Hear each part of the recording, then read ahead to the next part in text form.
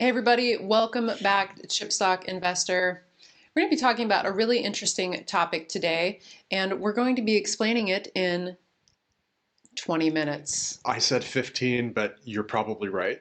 It'll be longer than that. Yeah, we'll see how this all ends up. We may have to edit this slide one more time, but we're going to be talking about how to invest in the next 15 years of logic chip architecture advancement. We have some investor days from ASML and Lam Research, and we're using some of their slides in this presentation today to help you understand where exactly we're going in logic chip architecture. Before we continue, quick ad from the sponsor of today's video, public.com. If you're serious about investing, you really need to know about public.com. Yeah, that is where you can invest in literally everything. Stocks, options, bonds, even cryptocurrency. Specifically on the bond side, if you believe yields are headed lower in 2025, check out public.com's new bond account, where you can still lock in a 6% or higher yield if you get that locked in now before rates start falling. Public is a FINRA registered, SIPC insured platform that takes your investments as seriously as you do. Fund your account in 5 minutes or less at public.com CSI and get up to $10,000 when you transfer your old portfolio. That's public.com/CSI. Link in the video description below. And this ad space was paid for by public.com. For full disclosures, check out the video description. Thanks, Public. And so when we're discussing the development of chip manufacturing and chip architecture, as we've discussed many times in the past, the way fab and packaging companies are where it's at. Specifically, the Fab 5 make up the primary critical choke point where a lot of these actual semiconductor manufacturing processes are developed and where they reside. So when we say the Fab 5, Casey, you already mentioned two of them, but here's the full list, what we call the Fab 5. ASML, the lithography specialist, Applied, Lam Research, and Tokyo Electron, the three generalists, and then KLA Corp, another specialist in metrology and PDC, process, diagnostic, and control. Earnings season is over, and we've received some insight into the many years to come for logic chip advancement. And these are some of the key takeaways from this earnings season. 2025 is still going to be a strong year of growth for the semiconductor industry. However, fabs are being cautious with their spending and trying to get more done with the tools they have.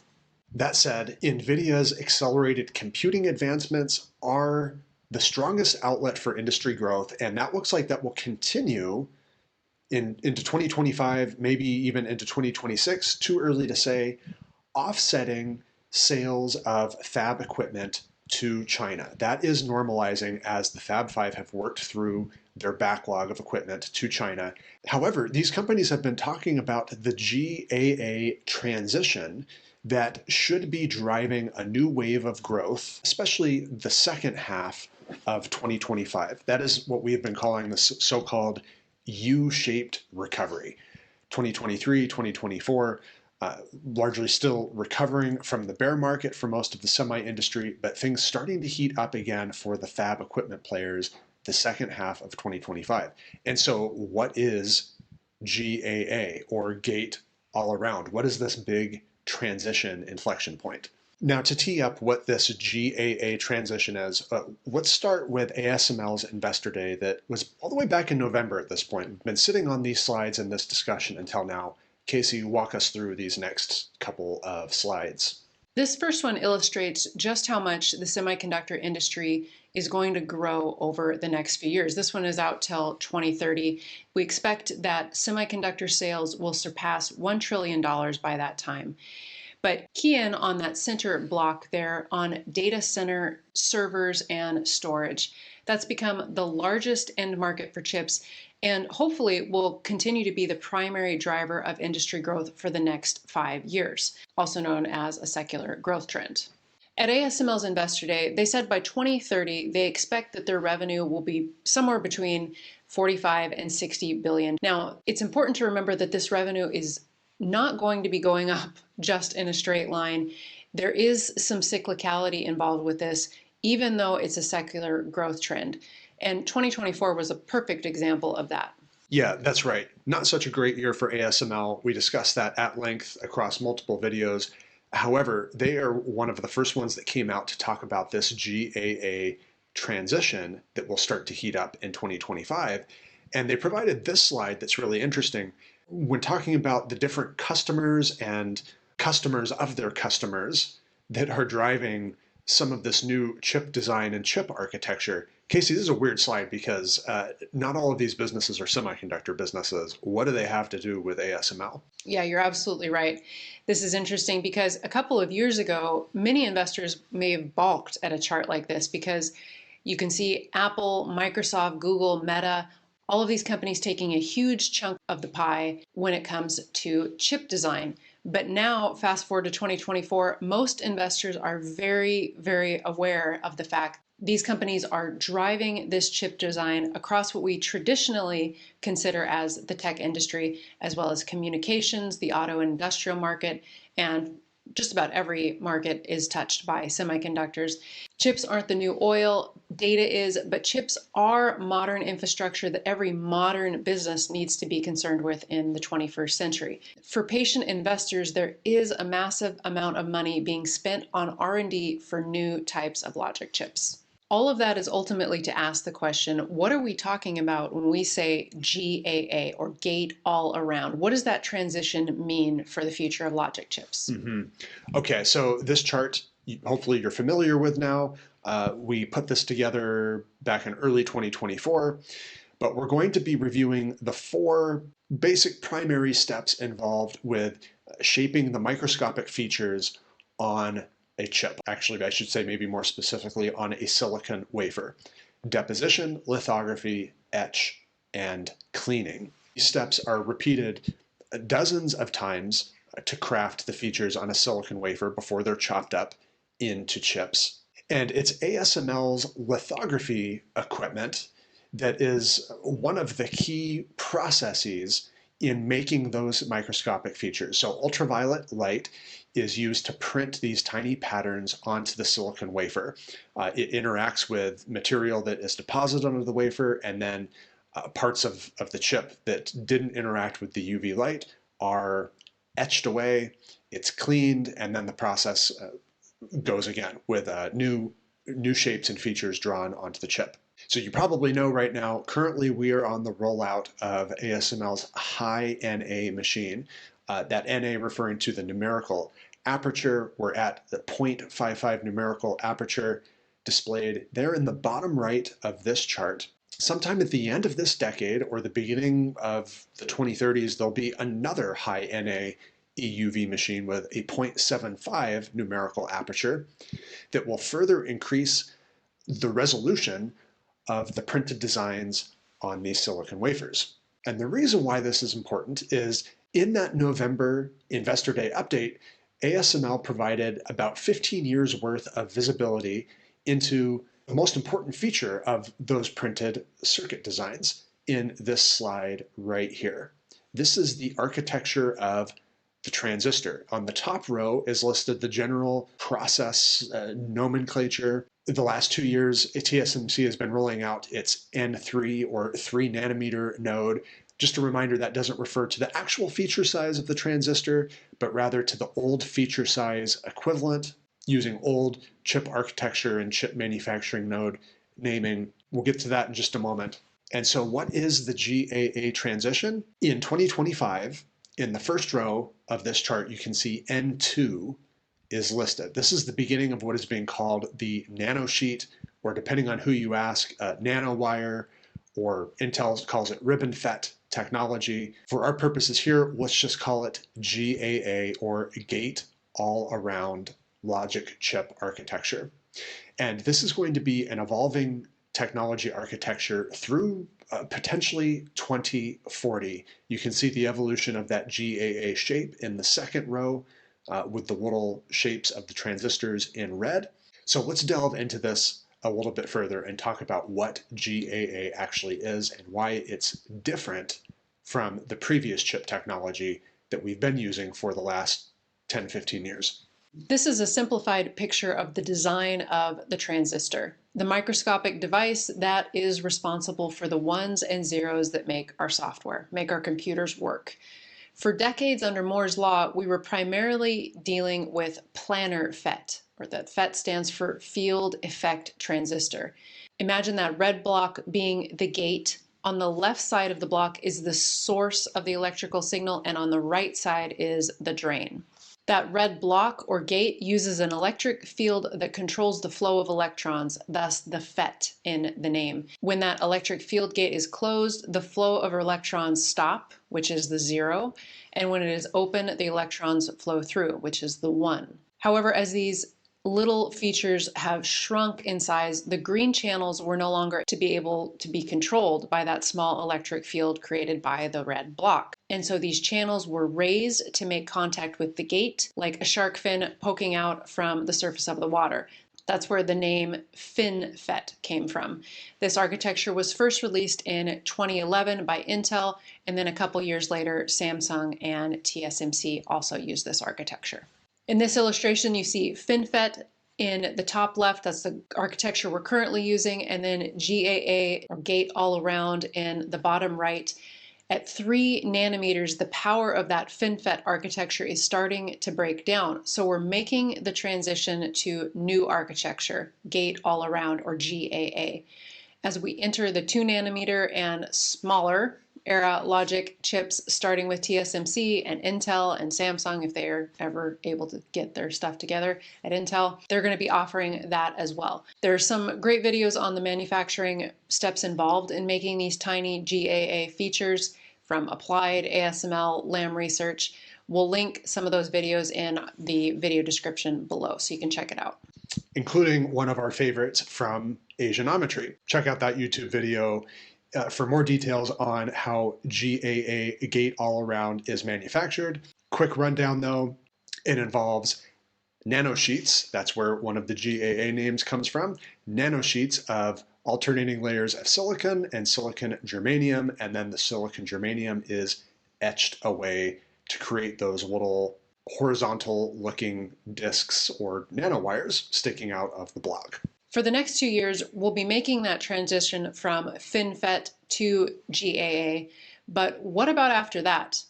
As we get closer to 2030, you're likely going to be hearing more about CFET, or complementary FET. We pulled this side view schematic from synopsis of the logic gate and a little side view of all of these FETs. So in this side view of these little fins and the little discs or the nanowires, you see some in blue and some in red. Blue is what is called NFETs, or the source, where the electrons are flowing from, and then red are called PFETs, or the drain. This is where the electrons flow to after they cross the gate. So in both FinFET and gate all-around architecture, you can see that the NFETs and the PFETs are placed side by side. But CFET, in this proposed CFET architecture, which we may start to see experimentation with at the end of this decade or in the early 2030s, the NFETs and the PFETs are stacked on top of each other to save space and further increase the performance of the ultimate chip. This schematic from IMEC, a research organization out of Belgium, this shows how all of this could play out. In that illustration between GAA and CFET, you can see fork sheet that has that gray bar that separates the N side and the P side from one another. Later on, though, technologies are currently being researched that would develop the N and P FETs separately and perhaps use some sort of wafer bonding to stack them on top of each other. Or maybe a sequential process that builds these FETs up to create a new type of wholly integrated 3D transistor. So ultimately, Nick, what does all this mean for ASML and the other companies in the Fab 5? Yeah, the GAA gate-all-around transition is creating a new inflection point, or a new cycle of growth for the Fab 5. New processes means new equipment needs to be developed and sold. And that new process for GAA and later on for CFET can continuously be perfected over time to further increase the performance of the ultimate chip, as well as how the actual manufacturing process goes on, making the manufacturing more efficient, making it more cheaper, the materials used less wasteful. And so as companies like ASML develop this, they increase the demand of a new process like GAA. And so more machines get sold. ASML's service-based revenue for those machines increases as well. And it's a similar story for the other Fab 5 and really all companies that participate in this sub-industry of the semiconductor supply chain. And so ASML, obviously, the dominant player in lithography, is a key part of this R&D process, but the other companies involved in this as well, the complementary peers of ASML that do things like deposition and etch, are also going to play an important role as well. And that's where Lam Research's Investor Day update in February 2025 comes into play. Yeah, Lam was the other company of the Fab Five to mention not only the GAA transition, but also the coming CFET transition at their Investor Day in February. They have a blog article that explains CFETs and the R&D process that is needed to pull off stacking InFETs and PFETs on top of one another. We'll link that article in the video description below if you want to check that out. The point is, the transition to another architecture, GAA and eventually CFET architecture transition, is going to require new types of equipment for the process involved.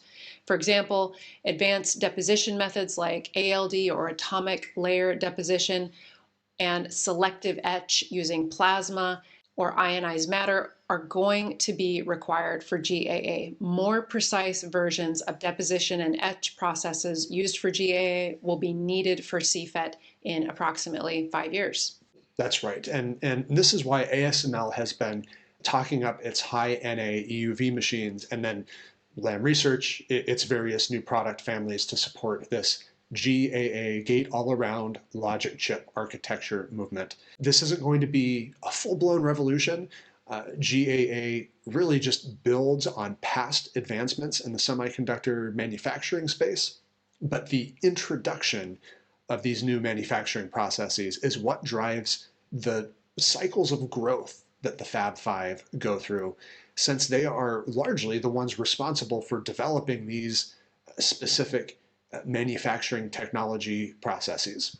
And as we've stated before, these cycles of growth can be gut-wrenching. 2023, 2024, not such great years for many of the Fab 5 and their related stock prices, but that's kind of the name of the game here. A new cycle of growth eventually kicks in every couple of years, but you have to be able to understand and mentally and emotionally deal with those periods where growth takes a step back again while the industry kind of retools for what comes next. Speaking of what comes next, now, Casey, we promised this is 15 years worth of semiconductor chip architecture technology. Let's go back to that slide from ASML and IMEC from earlier.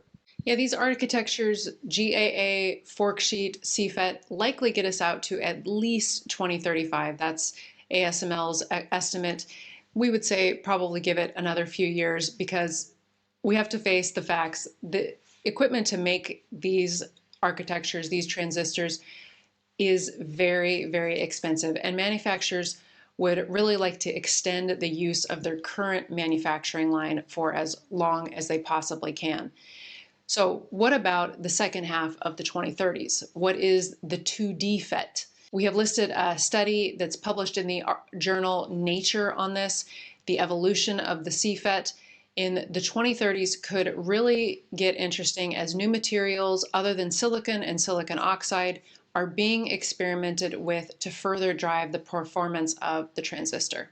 And there you have it, 15 years worth of chip technology and R&D. The 2D FET name, maybe even the CFET name, may change and take on different forms, but currently that is the ultra-long outlook from companies like ASML and the Fab 5, things that are currently in early stages of R&D. Now, for this discussion, we have only been talking about logic chip architecture development. There's a lot going on in memory and in networking, especially in high bandwidth memory, DRAM chips.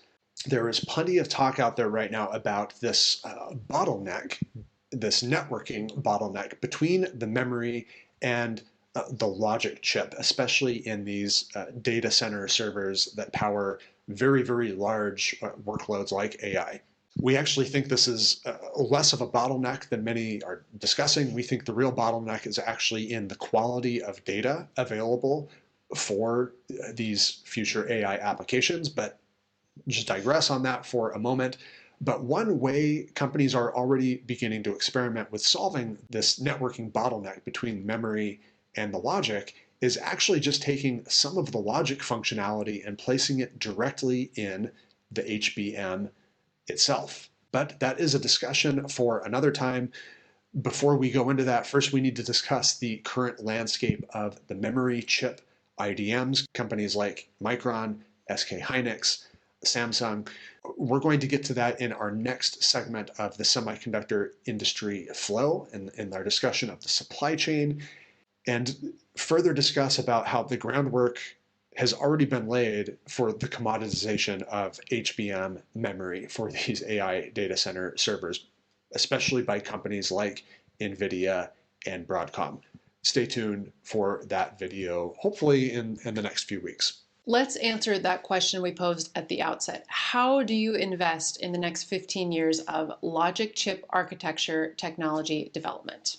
A basket holding in the Fab 5, although cyclical, is a great place to start. These companies are peers and they do compete with one another, especially when they're transitioning to a new technology. Lam made some points about this on some of those previous slides we showed you about taking market share away from other companies, other peers in the Fab 5. But in our view, taken collectively as a type of single position, the Fab 5 will likely continue to dominate the wafer fab packaging sub-industry.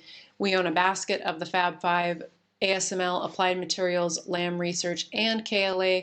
We don't own Tokyo Electron. That's the only one of the Fab 5 we don't have in our portfolio. And we've also added some smaller players onto, and most recently Camtek and Nova, that are in the metrology space. Make sure to check out Semi Insider. With that, you get access to all of our show notes and our Discord server where you can discuss with us reasons why we're allocating money, where we are within the semiconductor space, and of course beyond just the semiconductor space. Check that out, just $10 a month. And stay tuned for later. We will have that current state of the memory chip makers coming up soon, as well as lots of other great content. Hit subscribe, hit the like button, turn on notifications so YouTube hopefully sends you videos when we release them. Thanks, YouTube. See y'all again soon at Chipstock Investor.